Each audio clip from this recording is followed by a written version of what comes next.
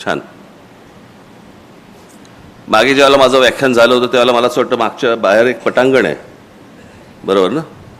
त्या पटांगणामध्ये माझं व्याख्यान झालं होतं. त्याला बरीच वर्ष झाली आता, म्हणजे साधारणपणे त्याला 25-30 वर्ष झाली असतील. आणि त्याच्यानंतर माझं आज इथे व्याख्यान होतंय. तुमचा विश्वास बसणार नाही याची मला पूर्ण खात्री आहे,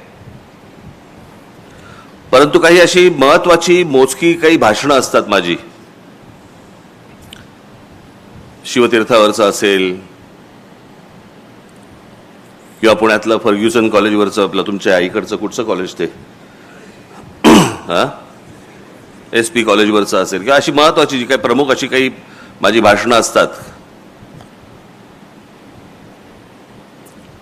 हे तुम्ही माझ्या घरच्यांना, माझी इथे मुलगी इथे आलेली आहे, माझा मुलगा इथेच कुठेतरी असेल, उर्वशी आली आहे, आम्ही कुठेतरी असेल, घरी माझ्या पत्नीलाही विचारू शकता. तुमचा विश्वास बसणार नाही, पण माझ्या हातापायाला घाम फुटलेला असतो, माझे हातपाय थंड पडलेले असतात सकाळपासून. अनेक जण म्हणतात की नाही नाही काहीतरी काय बोलतायत. मी खरंच सांगतोय, ज्या दिवशी माझं भाषण असतं असं काही महत्वाचं, त्यावेळेला अनेकदा मी सकाळपासून ते भाषण होईपर्यंत कोणाशी बोलत पण नाही. कैद्यांना ताटं येतात ना, तसंच एखादं ताट येतं खाली दुपारचं, इतकं नका पकडू, पण तशाच प्रकारचं येतं.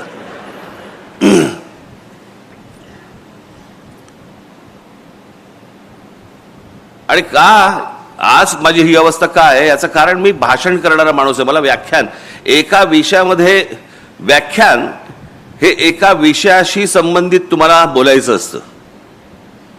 म्हणजे साधारणपणे त्याचं जर समजा ते मी मगाशी म्हटलं कोणाला तरी, म्हटलं ते व्याख्यान ही गोष्ट समजा तुम्ही लिहिलीत तर त्याला निबंध म्हणता येईल. आणि म्हणून त्या एका विषयाशी संबंधित असं हे आज व्याख्यान